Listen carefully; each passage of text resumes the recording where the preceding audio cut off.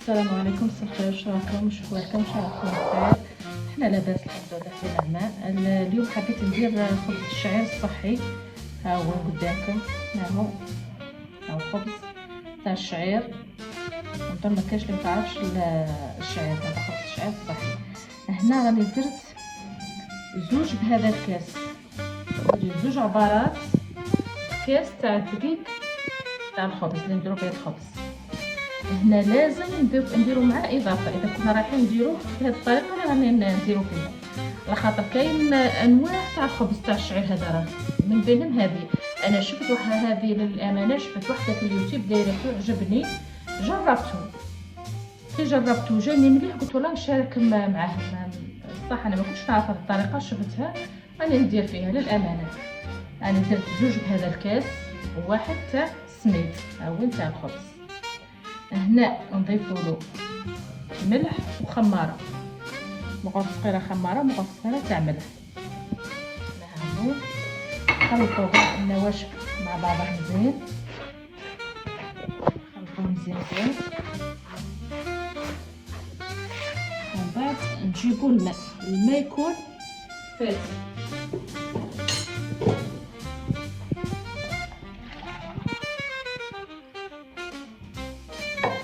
هنا هذا الكاس الاول نديرو كاع كامل الكاس الاول.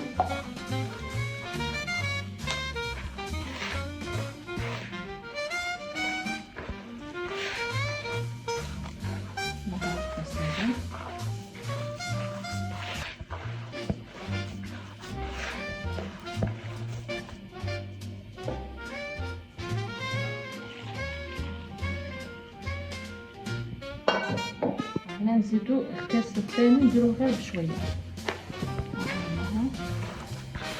كما تعرفوا الشعير يحب الماء باه ما تجيش الخبز ناشف وتجي يابسه.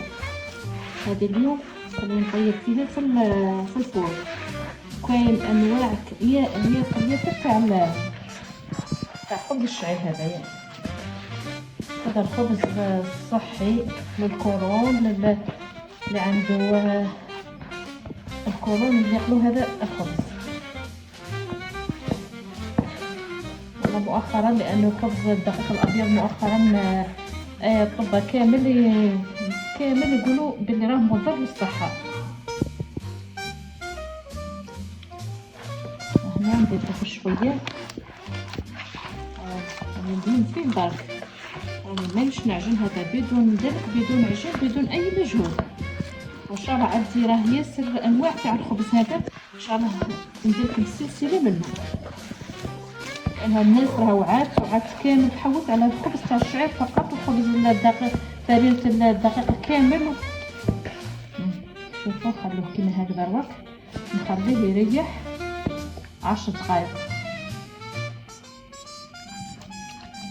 10 دقائق نخليه كيما هكا يريح، ومن بعد نرجع لكم نكملوا الخطوات الثانيه. انا هنا رجعت فيها بعد 10 دقائق. هاي تشربت كمية الماء اللي درتها، اضافة زوج مغارف تاع زيت الزيتون.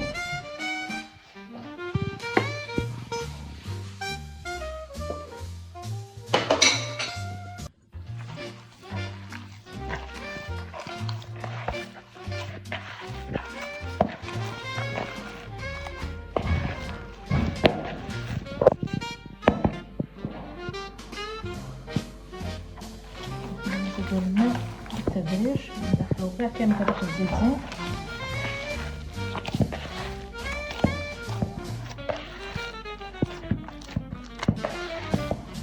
الشعير لازم له الماء، كمية تاع الماء كافية.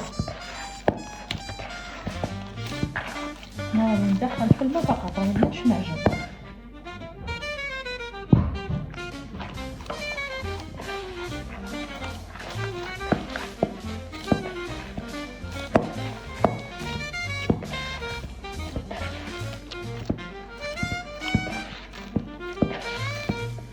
وهنا كنردوه عوض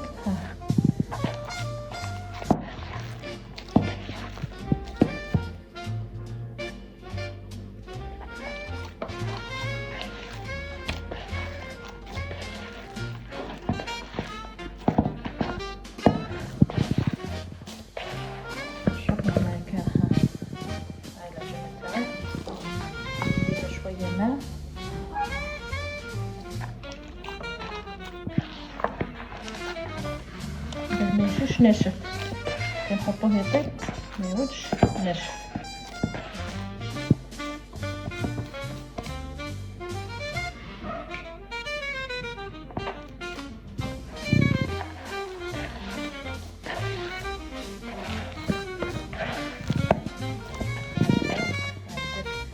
كمية الماء ندير كاس ونص بهذا الكاس.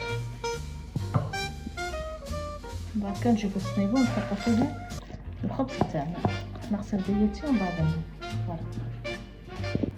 هنا انا جبت الصنيبو درت فيه شويه زيت،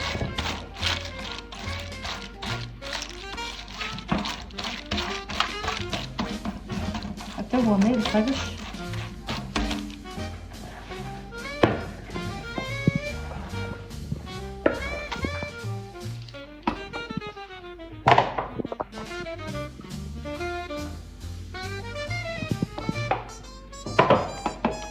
ونها الزيتون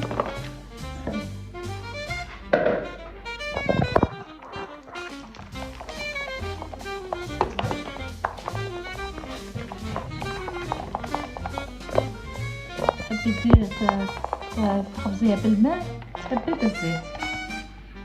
نغطس في يدي في الماء، لو ولات شويه زيت ما تغسلوش برك. نغطس في يدي في الماء وراني نخبز فيها، بعد ليها زين.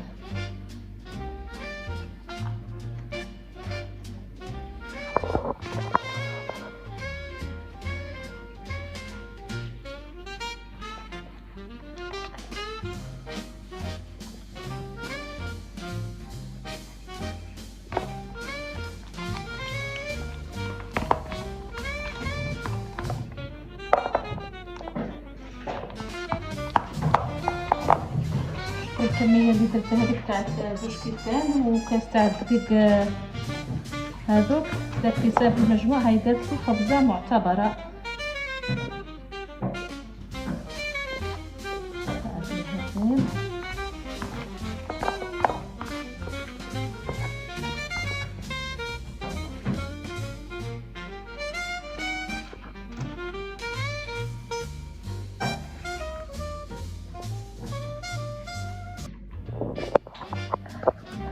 تاعها 100 ملم ولا هاك،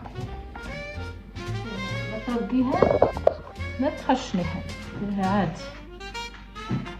وهنا كي تكوني شاعله الفرن تاعك ونخلي انا نجيب الفلفل.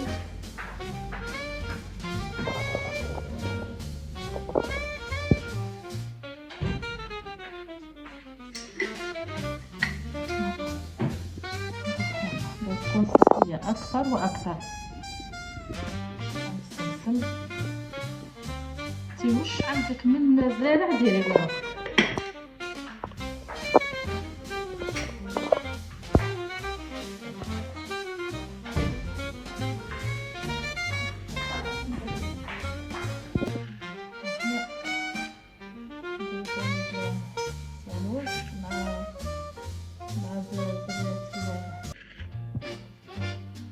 حلوة ما حبة حلوة، الشاويش حبة حلوة، وانتي الزلال اللي عندك ديريها.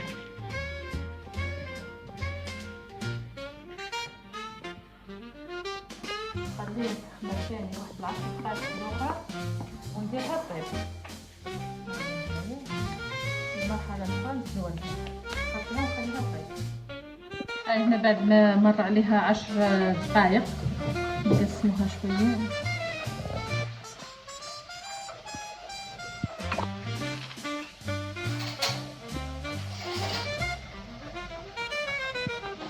انا راني ما نديرش الحاجه الا اذا جربتها وعجبتني دابا نشاركها معكم. وكان ما شفتهاش النتيجه تاعها هايله ما نوريها لكمش. هاهي هنايا نتعلموا رانا من بعضنا، واحد يوري الواحد. انا ثاني تعلمتها من اليوتيوب هكذا. هنا نروح نديرها طيب ونديرها طيب من الفوق برك، ما طيبش من تحت، نطفي عليها حتى نطيب من الفوق. كي نعرفها بدات تحمر من الفوق نشعلها من تحت طيب زين. كي طيب نوريها لكم الشكل النهائي تاعها. هنا هاني خرجتها بعد ما طابت، نديرلها شويه تاع زيت الزيتون وهي سخونه.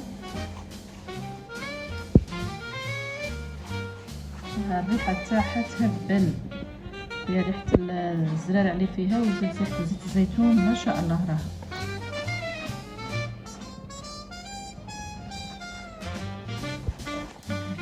الزيت فوق باه نشرب لها الزيت.